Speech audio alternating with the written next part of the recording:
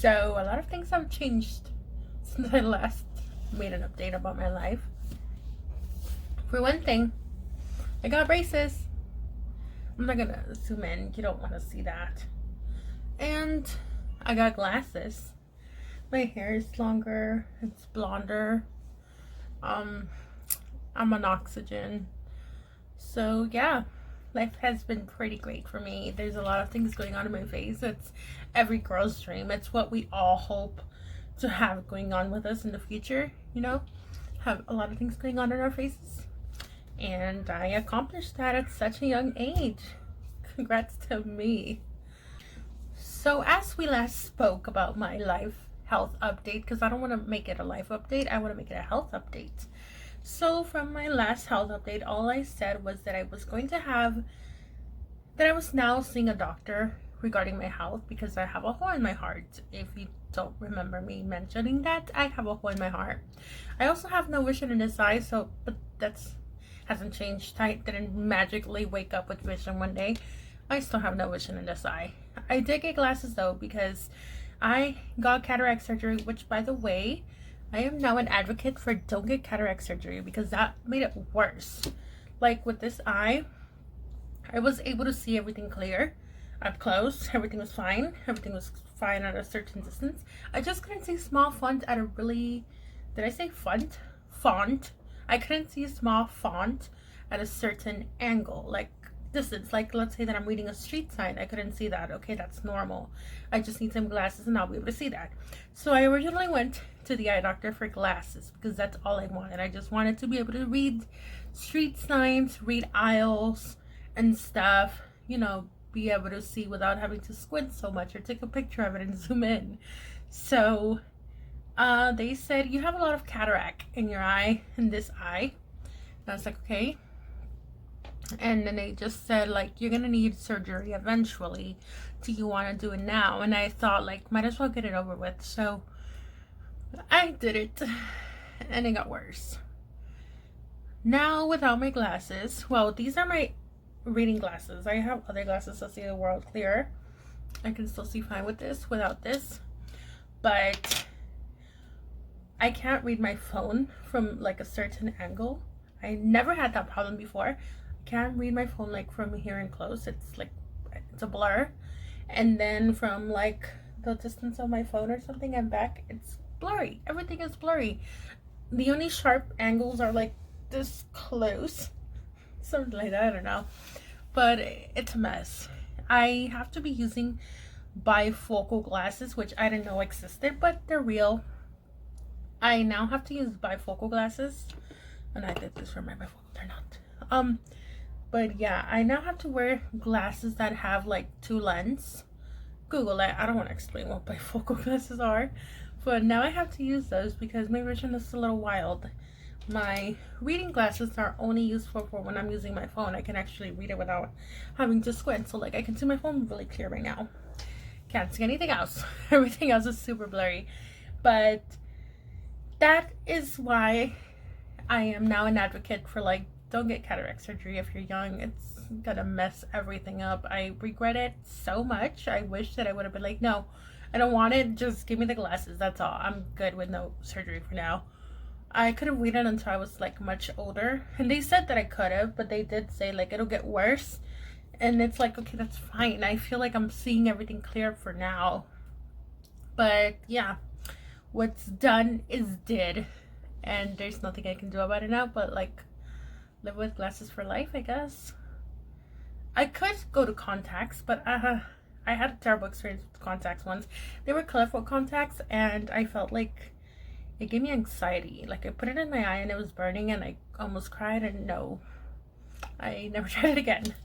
So I'm just like, it's fine. I'll wake up and wear glasses every day. I don't care. So I opted for these bad boys. I like the grandma look. So, as for the elephant in the room, why are you now on oxygen, Cindy?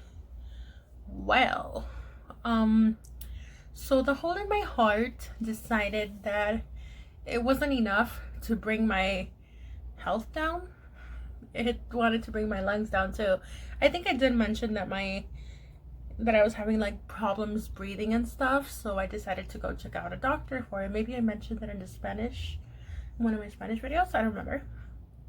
But I did go and get it checked out, and now I have developed pulmonary hypertension. I didn't know what that was. I've never heard of it in my entire life. I don't think my mom had it either. I'm the only one that's getting all these things.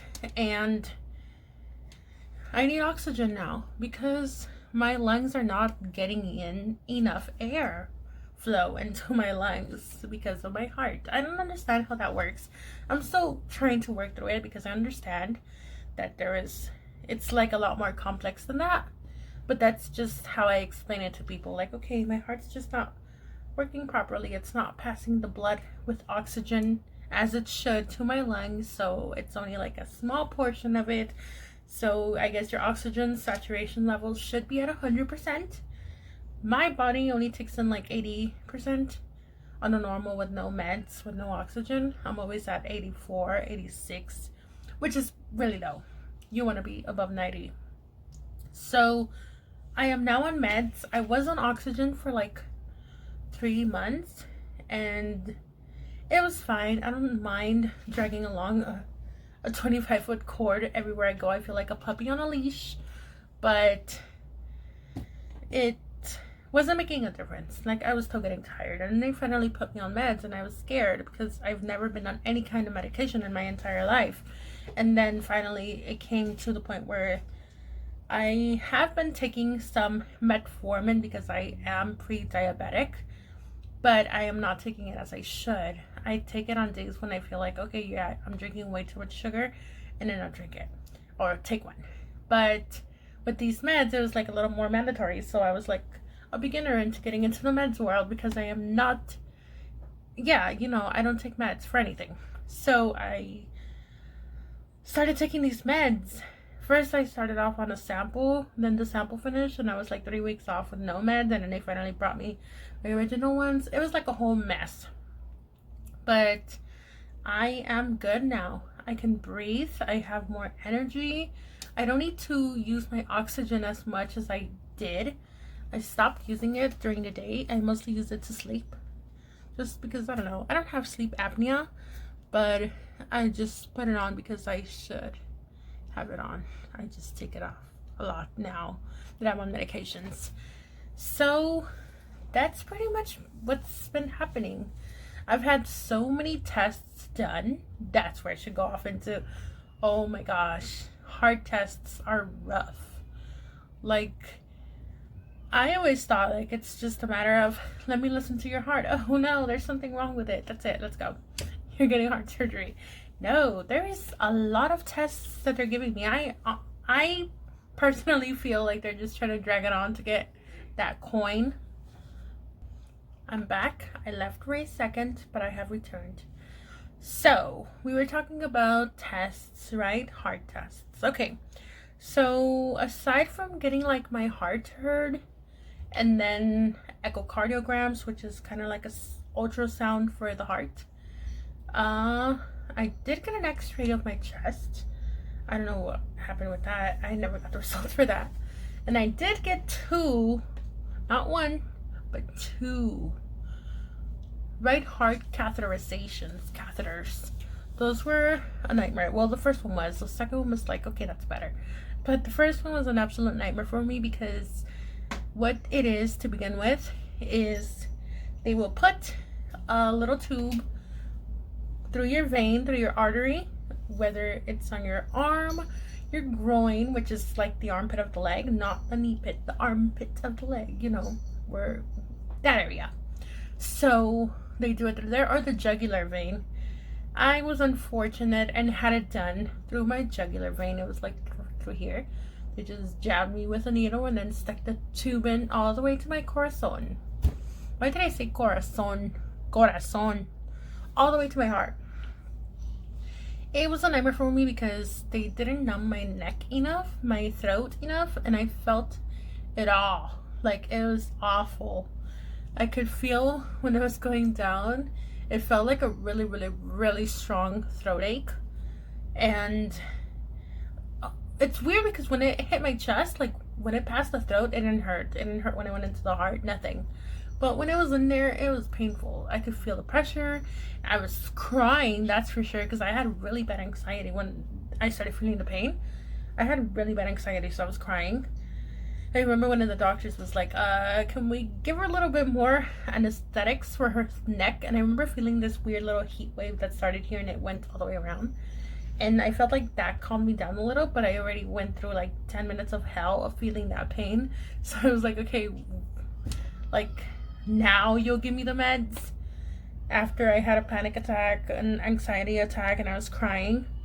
But it worked, but I still did not like that experience. Of course, who would? Who would want to get a little tube jammed down your jugular? I certainly would not. So my second one was done through the groin, which I felt like it was better. I remember almost falling asleep on the bed while they were doing it. Like they injected it. It hurt. The injection hurts, of course. But while it's traveling up your stomach, you can feel it. And it's like going up. And when it hits the heart, when it enters the heart, it kind of feels like a hiccup. So it's not bad. Like it's weird, but I didn't feel anything. I was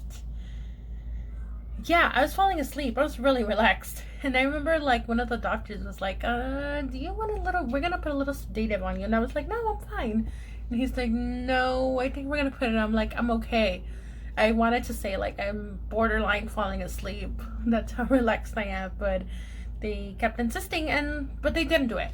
I didn't get any sedatives, and I was like, cool. I'm sure that they like numbed the area, but I didn't go under. I was awake throughout the whole thing. Then my next one, oh my gosh, this last test was gross. I gagged because that's how gross it was. But it's called, oh my gosh, no, I can't pronounce that word. I'll write it on the screen if I remember, if I edit this video. I'll add it in, I'll try to remember. But it's called the TEE test, T-test, I don't know. This one, you are also awake for. Some people get put out completely. I was also unfortunate to not be put out completely. But they did numb my throat this time. They put in a tube with a little ultrasound thing through my mouth, and it goes down my throat all the way to my chest to get like a closer ultrasound of the heart. That one was gross. Like I gagged a few times, even though they did numb out my mouth. The drink that they give you is gross. It's super sour, and I remember gagging while I had to gargle it. They give it to you, and then they're like, okay, you have to gargle it for 40 seconds. And then I had to gargle and then swallow it. Then gargle again, another set, and swallow it. And gargle, you did it 4 times. I did it 4 times. And I felt like it wasn't enough because when that tube went in, my throat was hurting. It hurted for like 36 hours, and then I was fine again. But it was painful. And all these tests last 15... No, wait. This one lasted 15 minutes. The other ones were like an hour. It was really long. So I've had my fair share of tests, I feel. And then I have an upcoming test. I have another 2 upcoming tests. But so far what I've learned from all of these tests is that the hole in my heart is pretty large. The right side of my heart is large. And I will definitely be requiring an open heart surgery or a heart and lung transplant, which I feel like my doctor's going to talk to each other first before telling me these things, because my heart doctor, or the one that did the right heart catheterization, said that I would need an open heart surgery. And then my lung doctor says, no, you will need a heart and lung transplant. So I feel like, okay, first you guys need to talk it out and decide like what's best, and then tell me. Not just throw these things at me and make me do the Googling and everything. Like, what's gonna happen to me? I know what's gonna happen, and I know that it's serious, but I feel kind of like optimistic. Like, no, not optimistic. I feel positive. Like, I know everything's gonna be fine. I feel like the worst part about everything is gonna be the recovery, because it's gonna be rough. But that's everything that's been happening to me these months since I last posted anything. Which has been a lot. It's been keeping me busy. I've still been doing stuff that I like makeup stuff. I'm not letting this new health health lifestyle, bring me down or keep me in this like, oh no, I'm sick, I'm a delicate little flower. No, I'm still doing everything that I used to when I thought that I was good. And yeah, that's really all there is to it. I don't know what else to say. But my life has been revolving around all these tests because I feel like every month there's something new. And I do have 2 tests left. And I'm hoping that I will know what's going to happen. But I kind of do hope that this upcoming heart surgery won't happen until next year because I just kind of like want to finish this year. I want to make a trip to LA firstly. I know that we're in the middle of a pandemic, but I need to go visit my city at least once. I'm going to stay in a hotel. I promise I'll be safe. I'll keep my distance, especially now that I have this lung disease. But yeah, it's rough. But I'm hanging on. I don't know. I feel good. That's all that matters. Except for the pounding headaches that my medications bring. That's the only thing that I feel like is the thing that brings me down the most. Is that with these medications that I have all this energy and I can breathe better. I'm not getting as tired quickly as I used to. But I get pounding headaches because those are the side effects. And it's like awful. So it won't go away. I can sleep it off, but then I wake up and then sometimes, bam, you're still there. And yeah, I just gotta live through it. But that's all. I don't want to make this any longer than it should be. It's already 17 minutes and I feel like half of the people that were watching this already left. So I'm gonna stop this now. Okay, bye.